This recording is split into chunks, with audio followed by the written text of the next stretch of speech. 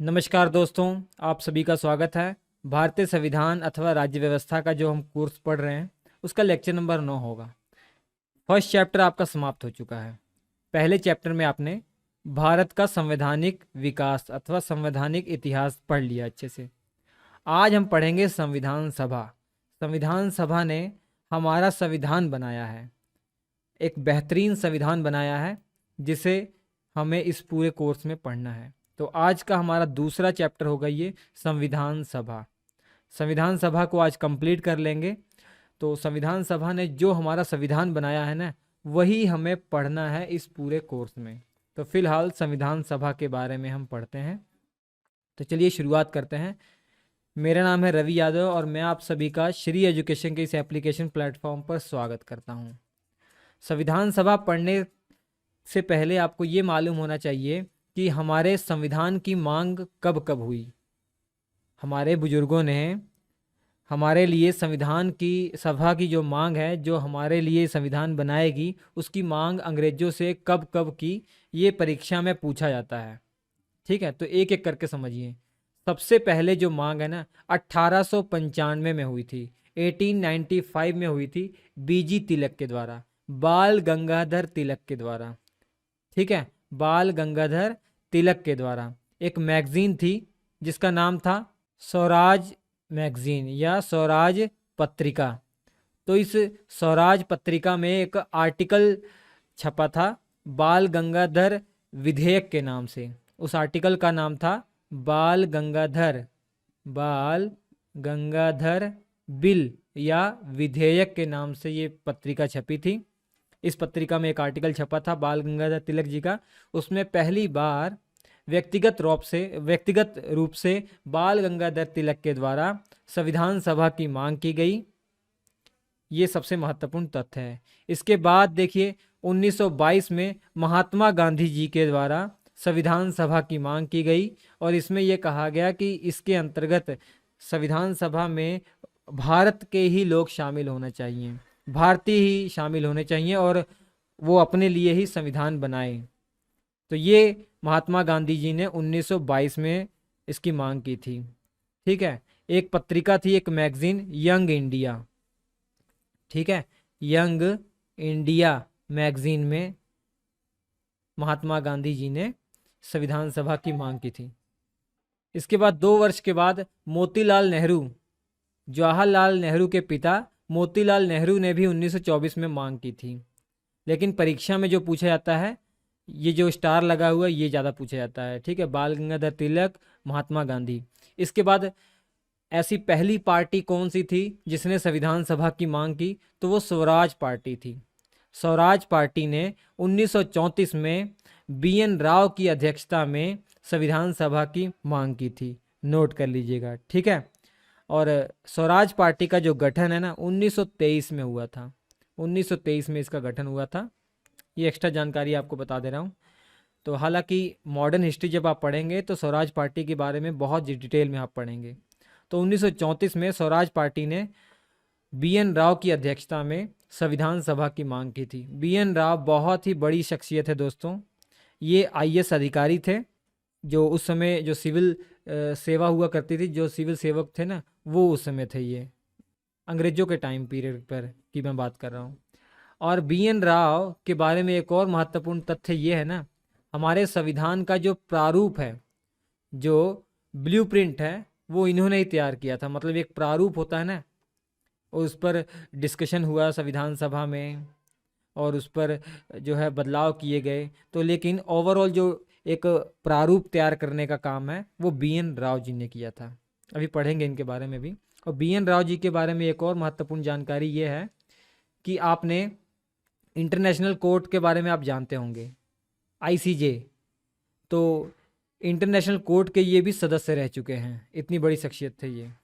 ठीक है, उस समय की बात हम कर रहे हैं। और BN राव ने एक भी पैसा नहीं लिया था संविधान में काम करने के लिए, संविधान सभा के अंदर काम करने के लिए।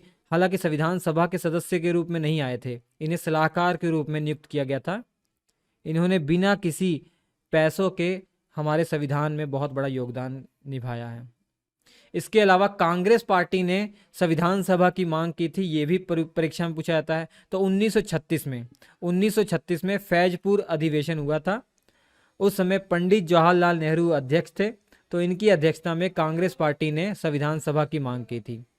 तो संविधान सभा की मांग कब कब कैसे कैसे हुई आपको मालूम होना चाहिए। सबसे पहले तो व्यक्तिगत रूप से 1895 ईस्वी में बाल गंगाधर तिलक ने की थी। स्वराज पत्रिका इनकी थी, और स्वराज पत्रिका में इनका एक आर्टिकल छपा था स्वराज विधेयक के नाम से या स्वराज बिल के नाम से। ठीक है। उसके बाद 1922 में महात्मा गांधी जी ने संविधान सभा की मांग की थी यंग इंडिया पत्रिका में।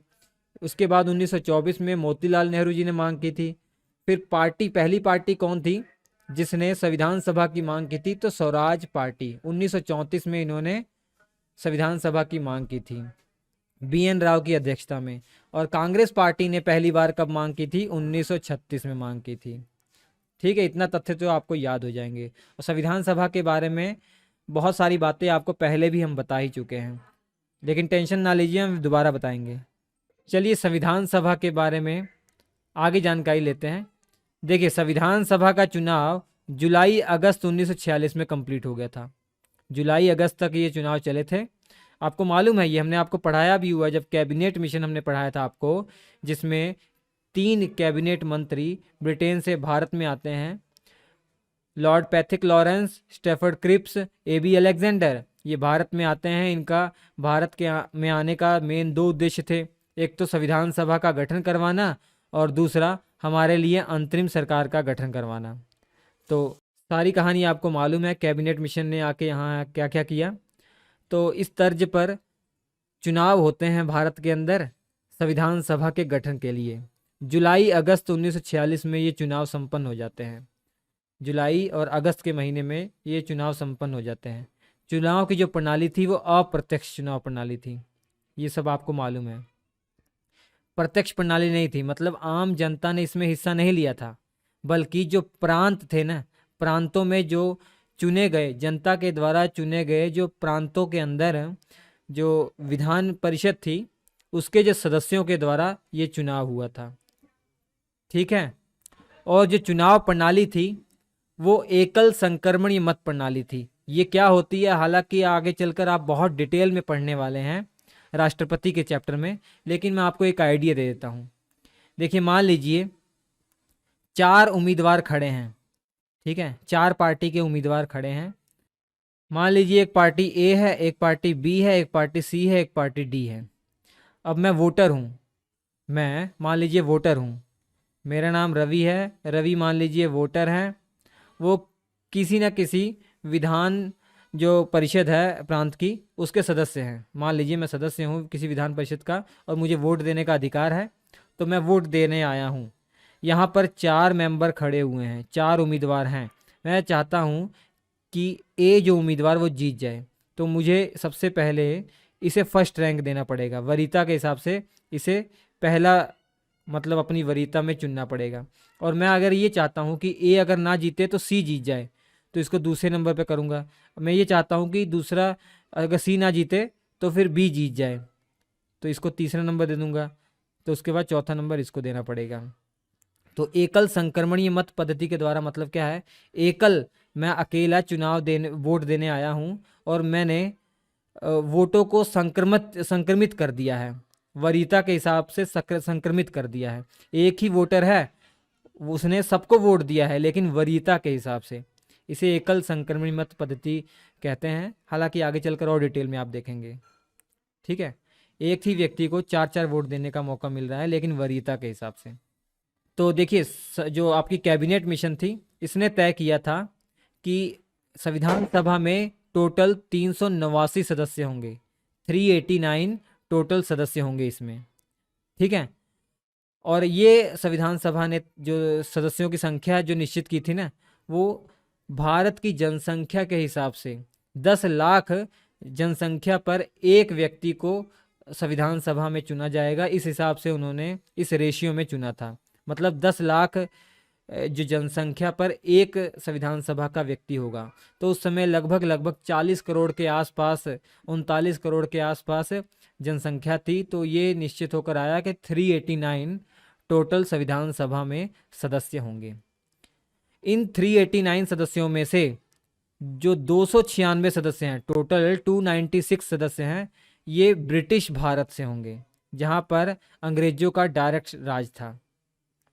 जबकि जो 93 सदस्य हैं वो देसी रियासतों से आएंगे, जो राजा रजवाड़े थे। देखिए मैप में आपको ये दिखाई दे रहा है, ये राजा रजवाड़ों का ये क्षेत्र है।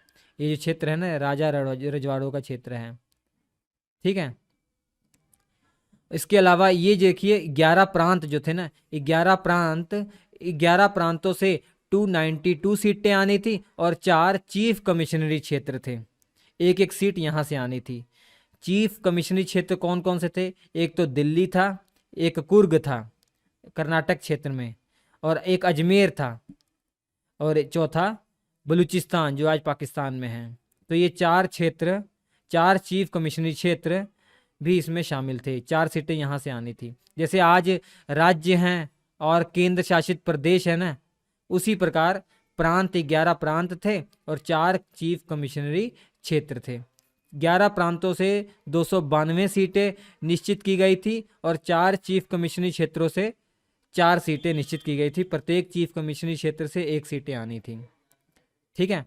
और जो चुनाव होने थे ना, जो मैंने आपको बताया अप्रत्यक्ष चुनाव प्रणाली जो होने थे, वो केवल और केवल प्रांत और चीफ कमिश्नरी क्षेत्रों में ही होने थे। इन 93 सीटों पर कोई चुनाव नहीं होना था। जो देसी रियासतों से आनी थी, जो राजा रजवाड़े थे ना, यहाँ से कोई चुनाव नहीं होगा। यहाँ पे जो प्रमुख होंगे, जो राजा होंगे, वही अपने हिसाब से अपना प्रतिनिधि संविधान सभा में भेजेंगे, ये निश्चित किया गया था। तो चुनाव में अगर पूछूं कितनी सीटों पर हुए थे, 296 सीटों पर चुनाव हुए थे। चुनाव कैसे हुए थे, किस प्रकार के हुए थे, ये आपको मालूम पड़ गया।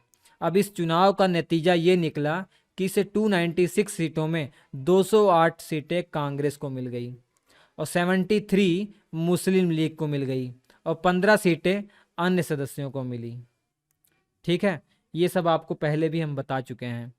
इसके अलावा इन 296 सीटों को अगर सांप्रदायिक आधार पर बांटें तो 3 आधारों पर बांटा गया था, साधारण, मुस्लिम और सिख। तो साधारण जो लोग थे 213 थे, जिसमें जनरल, SC ST सब शामिल थे। जबकि जो 79 सीटें थी ना, वो मुसलमानों के लिए थी। यहाँ पर 79 जो है मुसलमान थे, जिसमें 73 जो थे ना, वो मुस्लिम लीग के ही सदस्य थे।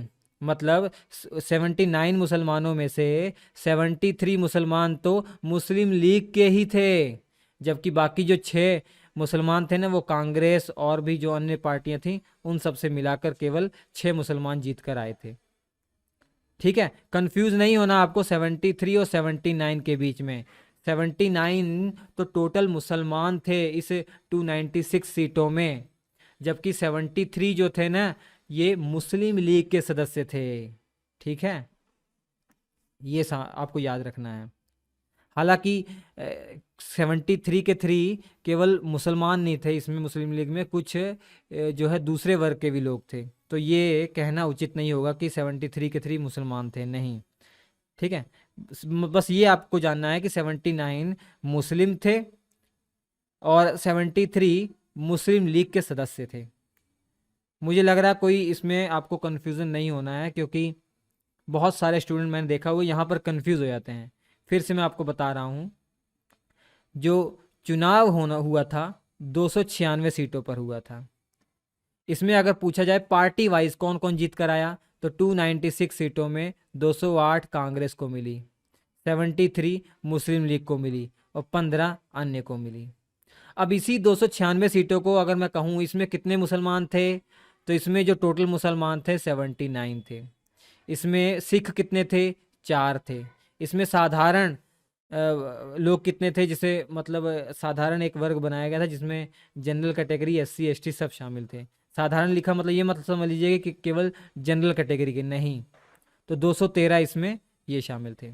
और हाँ, पूरे इस 389 में जो आपकी महिलाएं कितनी थी ये भी पूछा जाता है। तो 15 महिलाएं थी। संविधान सभा में कितनी महिलाओं के लिए सीटें जो है नियुक्त की गई थी? 15 महिलाओं के लिए। 15 महिलाएं संविधान सभा की हिस्सा थी। ठीक है, उनका बाकायदे वेबसाइट पर नाम है। ठीक है, जैसे विजय लक्ष्मी पंडित, राजकुमारी अमृत कौर, सरोजनी नायडू, सुचेता कृपलानी, पूर्णिमा जो बनर्जी थी, लीला रॉय थी, जो जी एक दुर्गाबाई जी थी, हंसा मेहता थी, रेणुका राय थी, कमला चौधरी थी, मालती चौधरी थी, एक दक्षयानी एक जने का नाम था, और एक जने बेगम एजाज रसूल थी, और एनी मस्करीनी थी, और अम्मू स्वामीनाथन थी। तो ये 15 महिलाएं संविधान सभा में थी। तो याद हो जाएंगे ये सभी तथ्य।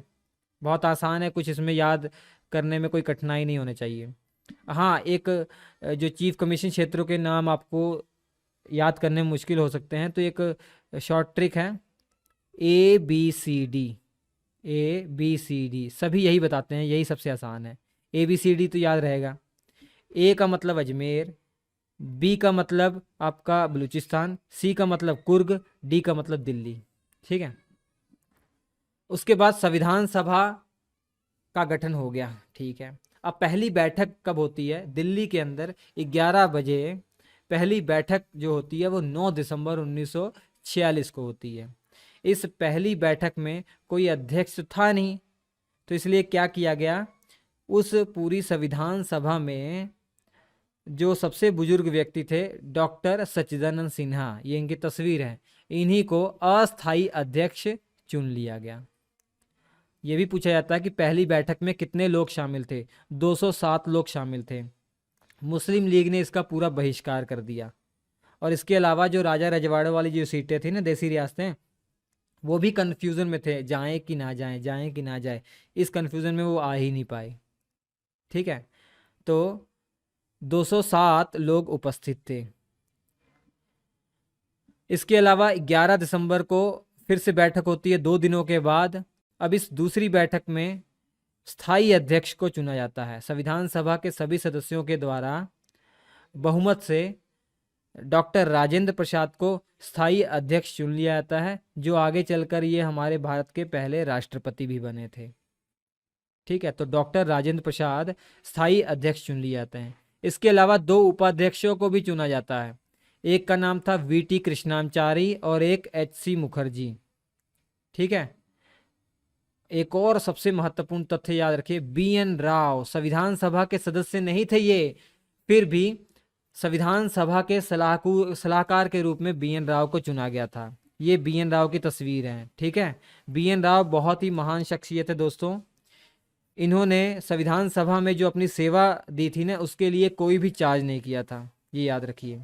ये सिविल सर्वेंट रह चुके हैं और जो इंटरनेशनल कोर्ट है उसके सदस्य भी रह चुके हैं ये। अब इसके बाद 13 दिसंबर को फिर से बैठक होती है और इसमें कार्यवाही को शुरू किया जाता है जब जवाहरलाल नेहरू उद्देश्य प्रस्ताव रखते हैं। उद्देश्य प्रस्ताव के माध्यम से ये प्रस्तुत किया जाता है कि आखिर हमारे संविधान सभा का ऑब्जेक्टिव क्या है, हमें किस प्रकार का संविधान बनाना है। उस उद्देश्य से ये उद्देश्य प्रस्ताव रखा जाता है और इसी में कुछ परिवर्तन करके, कुछ चीज़ें जोड़कर यही हमारा आगे चलकर उद्देशिका बन जाएगा, हमारे संविधान की उद्देशिका बन जाएगा, या कहा जाए प्रस्तावना बन जाएगा, प्रियम्बल बन जाएगा।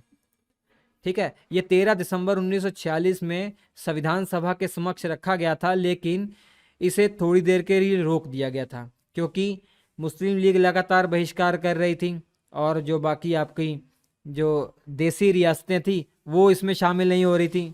कई लोगों का ये मानना था कि इनको पहले शामिल होने दीजिए, उस हिसाब से फिर हम अपने संविधान की उद्देशिका क्या होगी तब हम प्रस्तुत करें, सबकी इसमें सहमति होनी चाहिए, तो इस कारण से रोक दिया गया था। लेकिन अगले वर्ष 22 जनवरी 1947 को इसको स्वीकृति मिल गई थी। ये प्रश्न परीक्षा में पूछा जाता है। 13 दिसंबर 1946 को संविधान सभा में उद्देश्य प्रस्ताव रखा गया था जवाहरलाल नेहरू के द्वारा और ये पास हुआ था 22 जनवरी 1947 में इसे स्वीकृति मिली थी। ठीक है, इसके बाद देखिए संविधान सभा को के अंदर संविधान सभा ने जो हमारा संविधान बनाया है ना, उसमें बहुत बड़ा रोल इन संविधान समितियों का था। ये संविधान समितियां कौन कौन सी, इनके अध्यक्ष कौन कौन थे, आपको याद रखना है। तो सबसे पहले जो सबसे महत्वपूर्ण है वो मैं आपको बताता हूँ।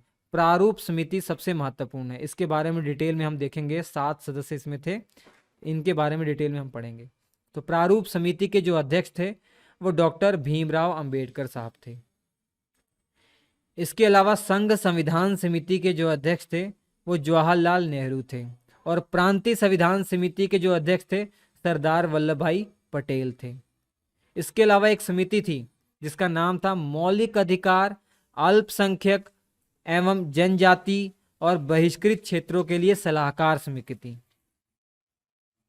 एक सलाहकार समिति थी जिसे मौलिक अधिकारों के लिए और अल्पसंख्यक लोगों के लिए, और जो एससी वर्ग के लोग हैं, जो एसटी वर्ग के लोग हैं, और जो पिछड़े क्षेत्र हैं, उनके उत्थान के लिए सलाह देने के लिए एक समिति का गठन किया गया था, जिसके अध्यक्ष सरदार वल्लभ भाई पटेल थे। और इस समिति में 2 उप समितियां भी थी। इस समिति के अंतर्गत 2 उप समितियां थी। मौलिक अधिकार उप समिति, जिसके जो उपाध्यक्ष थे जेबी कृपलानी, और अल्पसंख्यक उप समिति, जिसके जो अध्यक्ष थे एचसी मुखर्जी थे। ये जो 2 उप समितियां थी इस समिति के अंतर्गत आती है। इसके अलावा कुछ अन्य समितियां हैं। तदर्थ झंडा समिति, इसके अध्यक्ष जो थे डॉक्टर राजेंद्र प्रसाद थे।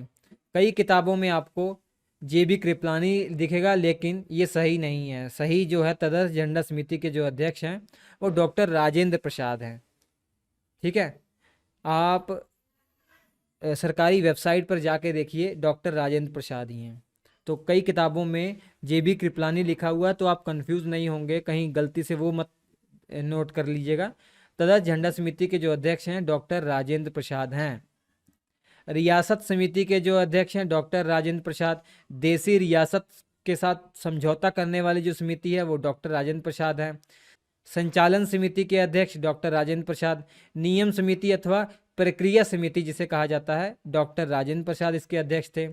संघ शक्ति समिति जवाहरलाल नेहरू थे। कार्य संचालन समिति के.एम. मुंशी इसके अध्यक्ष थे।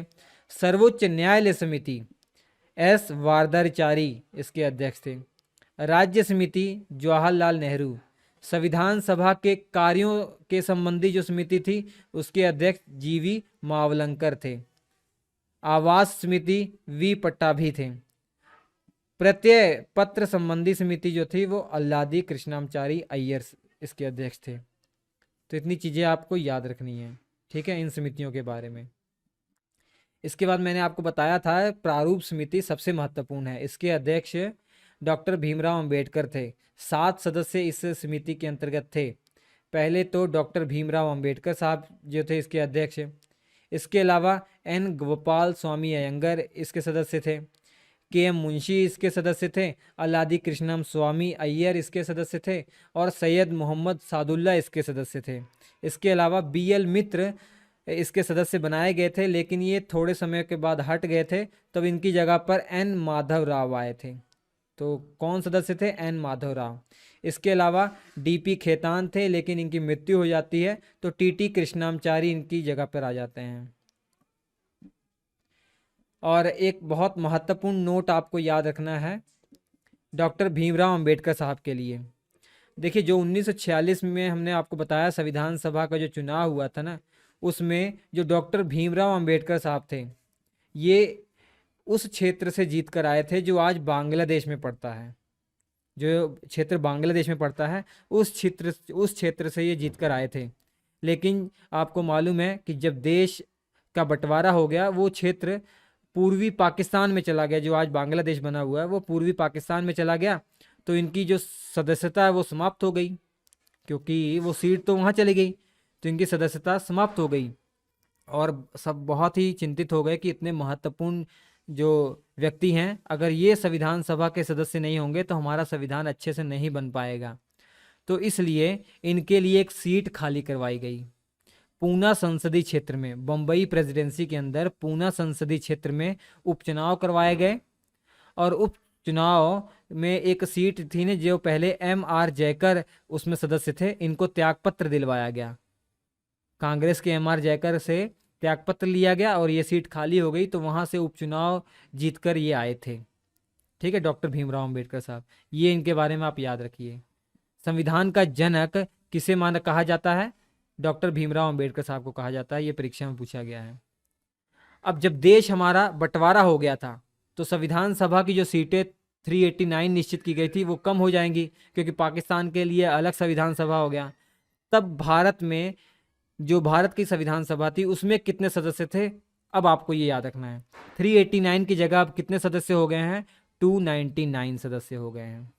ठीक है, पहले क्या निश्चित किया गया था कि 296 जो सीटें थी वो ब्रिटिश प्रांत और चीफ कमिश्नरी क्षेत्रों से आनी थी, और इसके अलावा 93 जो सीटें थी देसी रियासतों से आनी थी। अब क्या हुआ कि जो प्रांत और कमिश्नरी क्षेत्रों से 229 सीटें आएंगी। जो पहले 296 आ रही थी, अब 229 सीटें थी।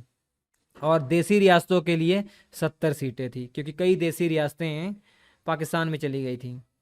ठीक है, तो ये याद रखना है आपको। सीटें जो है ना कितनी कम हो गई हैं।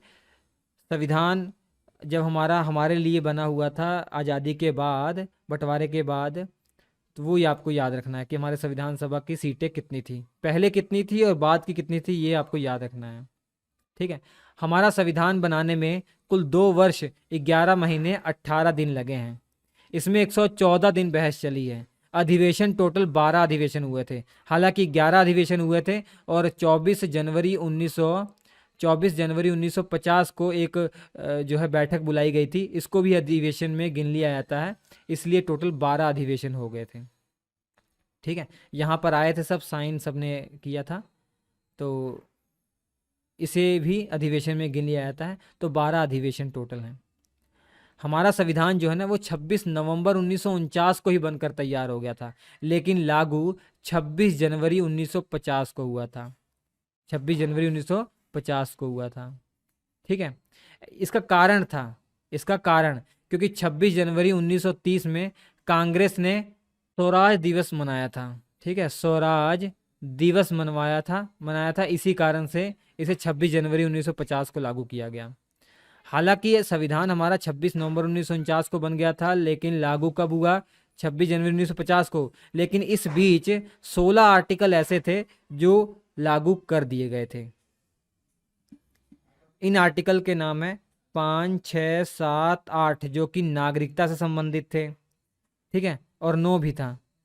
इसके अलावा आर्टिकल 60 जो राष्ट्रपति के निर्वाचन से संबंधित है, और आर्टिकल 324 जो आपका निर्वाचन आयोग से संबंधित है। इसके अलावा आर्टिकल 366, 367, 380, इसके बीच में एक और था 379 और 388, इसके अलावा 391 और 392 और 393। आप कहेंगे ये तो टोटल 15 ही हैं। एक 394 था, इसमें यह लिखा हुआ था कि 26 नवंबर 1949 और 26 जनवरी 1950 के बीच में ये सारे आर्टिकल एक्टिव रहेंगे। ठीक है, ये सारे 15 आर्टिकल लागू रहेंगे। ये बात आर्टिकल 394 में लिखी थी, तो फिर ये भी मान लिया जाता कि आर्टिकल 394 भी जो है ये लागू कर दिया गया था। ठीक है, तो टोटल 16 आर्टिकल थे जो 26 नवंबर 1949 से ही लागू कर दिए थे। इसके अलावा 26 जनवरी 1950 में तो पूरा संविधान ही लागू हो गया था, ये आप जानते हैं। जो हमारा संविधान 26 नवंबर 1949 को बनकर तैयार हो गया था ना, उसमें 22 भाग टोटल थे, और टोटल आर्टिकल 395 थे, और अनुसूचियाँ 8 थी। हालांकि नंबर वाइज देखेंगे भाग अभी भी 22 ही हैं, लेकिन जैसे 4A जोड़ दिया गया है। ठीक है, तो इस तरीके से अगर आप देखेंगे तो टोटल 25 भाग हो गए हैं। और आर्टिकल तो नंबर वाइज 395 ही हैं, लेकिन बीच बीच में आर्टिकल जो घिसोड़े गए हैं A, B, C इस रूप में, तो देखेंगे 450 से ज़्यादा आर्टिकल टोटल हो चुके हैं, और अनुसूचियाँ इस समय 12 अनुसूचियाँ हैं। ठीक है, तो ये हमारा संविधान जो है बनकर तैयार हो गया। अब 26 नवंबर की डेट है, तो इसमें यह भी याद रख लीजिए 26 नवंबर को संविधान दिवस मनाया जाता है। 26 नवंबर को संविधान दिवस के रूप में मनाया जाता है। ठीक है, और ये कब से शुरू हुआ? 2015 से मनाना शुरू हुआ। ठीक है, इसका प्रारंभ 2015 से शुरू किया गया। हमारी संविधान सभा जब हमारा संविधान बना रही थी तो उसने लगभग लगभग 60 देशों के संविधान को अध्ययन किया, उसके बाद इतना बेहतरीन संविधान वो बनाकर तैयार कर पाए। ठीक है, हालांकि जो 1935 का अधिनियम था, जो अंग्रेजों ने लागू किया था 1935 का अधिनियम, वहां से बहुत सारी बातें हमारे संविधान में ले ली गई हैं। ठीक है, तो हमारे संविधान में सबसे ज़्यादा बातें जो है ना 1935 के एक्ट से ले ली गई हैं। कुछ तो वैसे ही ले ली गई उठाकर, और कुछ में संशोधन करने के बाद जोड़ा गया है। ठीक है, तो होप आपको सब बातें क्लियर हो गई होंगी। तो BN राव जी की बहुत बड़ी भूमिका हमने आपको बताया। उन्होंने एक प्रारूप खाका तैयार किया संविधान का, और उस पर बहस हुई, उसमें संशोधन किए गए बहुत सारे। तो 114 दिन बहस होने के बाद एक बेहतरीन संविधान बनकर तैयार आया। भले ही प्रारूप समिति के जो अध्यक्ष थे वो आपके डॉक्टर भीमराव अंबेडकर थे, लेकिन संविधान का प्रारूप किसने तैयार किया था? BN राव ने तैयार किया था, ये नोट कर लीजिएगा। ठीक है, चलिए हम आपसे मिलते हैं अगले एपिसोड में। अब आप ये समझ लीजिए कि संविधान सभा आपने पढ़ लिया है और उन्होंने हमारा संविधान बना दिया है। अब उन्होंने हमारा संविधान में क्या क्या बना कर रखा हुआ है, क्या क्या है, एक जो किताब एक तरीके से ग्रंथ बना दिया है, अब उसी का अध्ययन करना है हमें। ठीक है, और टेस्ट मैं उम्मीद कर रहा हूँ आपने अटेम्प्ट कर लिया होगा। अभी मैं देखता हूँ उसका रिजल्ट क्या है, आप लोगों की कितनी रैंक आई है। चलिए हम आपसे मिलते हैं अगले एपिसोड में, तब तक के लिए नमस्कार।